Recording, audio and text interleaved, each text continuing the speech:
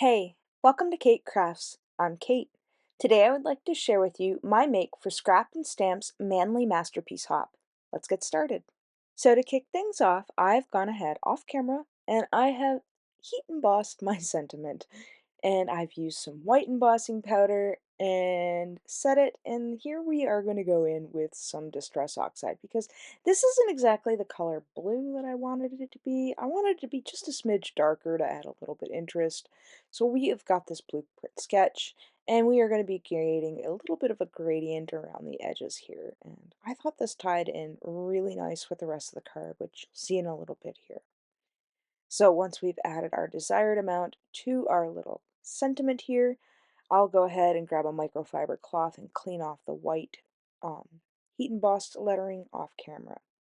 So next we have our little frame here, and this frame is a Heffy Doodle fancy die frame, and I thought this would be lovely because it has the scallops on it, and because this is going to be like a watery scene, I thought the scallops kind of reminded me a little bit like waves. I know they're a little reversed, but it kind of gave me the inspiration to create waves. Hence the whole waves that you saw with the sentiment. It was just a piece of scrap that I used from die cutting this out of some cardstock and adding a sentiment to it. And that way, you'll see, this is going to be a shaker card. So once we're done that, we are going to add in our tape, and I'm using some double-sided score tape, and we are just going to go around the edges so we can add an acetate panel and our foam tape. So while I'm doing that, I probably should let you know about what today's video is about. Now, if you're new to my channel and you haven't yet subscribed, you might want to do that because I put out monthly videos for Scrap and Stamp, and you have a chance to win a $50 gift certificate to their store. So, what we've got going on here is each stop along the hop will show you a new design to inspire you. As always, there will be a giveaway for a $50 gift certificate to one lucky person who leaves a comment at each of the stops. Every stop is another chance to win, so please share the love with each of the talented makers in the hop. The winner will be announced over on the Scrap and Stamp blog at the end of the month, and if you'd like to check out to see if you won last month's blog hop, I will leave a link in the description box below, as well as all of the products that I used or any suggested products that I might think might fit the bill if you decide to recreate this.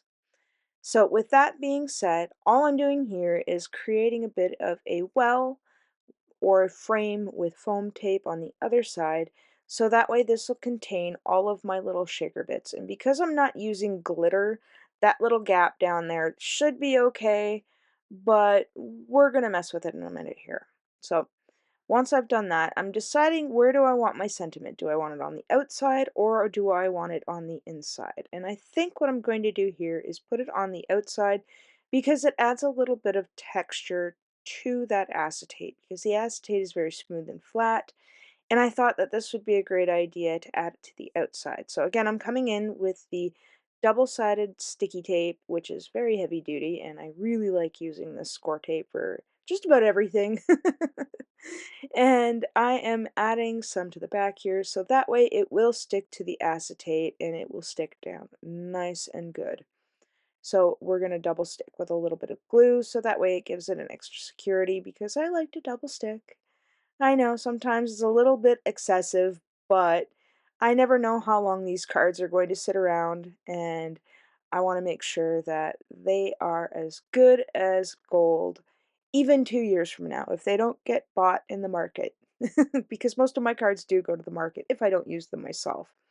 So here I'm just going to add a little bit of extra foam tape so that the sequins mix don't fall all the way down to the bottom of the card. And here I've made my own. I've added in a bunch of different blues and teals and turquoise and all sorts of fun stuff. I will leave links to alternatives that I think would work very well with this because this is my own mix. I like to give you guys options. So down below are different alternative mixes that I thought would look really nice with this card for you guys to check out. So once I've added in enough, and it's not all sticking to me and all sticking all over because these are very staticky.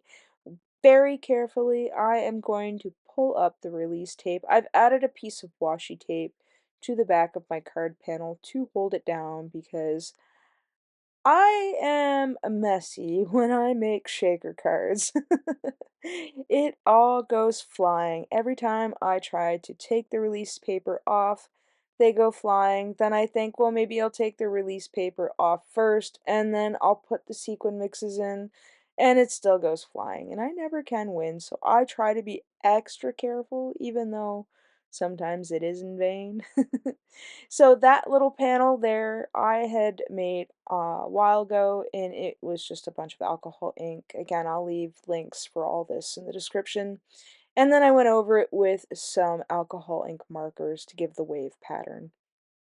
So next off camera, I have got the Heffy Doodle clear stamp Otter side with the dies that I've gone ahead off camera and stamped, colored, and die cut. And now I'm going to add a bit of these little white gel pens just to add a little bit of cuteness. And once we're done that, we are going to add some double-sided tape to the back because these guys are going on the outside of the shaker card. And we're going to lift that off there, and then we'll grab a little bit of our glue to add some double stick. And then we'll go ahead and grab our card and we are going to go put that on the center of it. This is a very simple, quick, and easy card. I had a lot of fun putting it together. It it was nice. And truth be told, as soon as I put it into the market pile and took it to the market after I had made this, it didn't stick around. It was sold. So it is out of my hands somewhere in the land of people who like cards. So because I didn't want this white to seep through on the back of the scallops, you'll see what I mean here in a minute, I'm bringing back in that blueprint sketch and I'm just going around the edges to create the gradient color, which you're not really going to see, but I want that blue to be peeking out, not the white. That's why I'm doing it, because I don't necessarily have all the colored cardstocks. Actually, I don't have very many colored cardstocks because I have limited space. And if you have space for all the cardstock, I am jealous. But if you don't, I do find that having inks on hand really pay off in the long run for me, especially when you're limited on space. And that gives me the desired color that I need, as long as I have enough white cardstock to color on.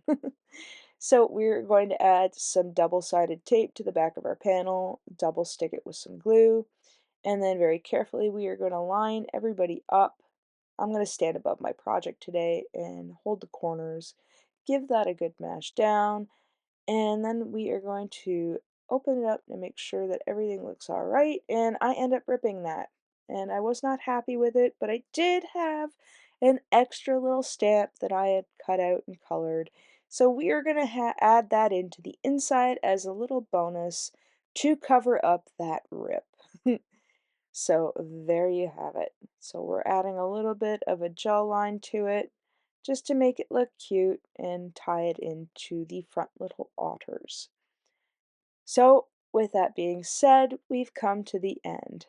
We've added our little sequence here and we are going to love it and give it a shake as soon as we're done.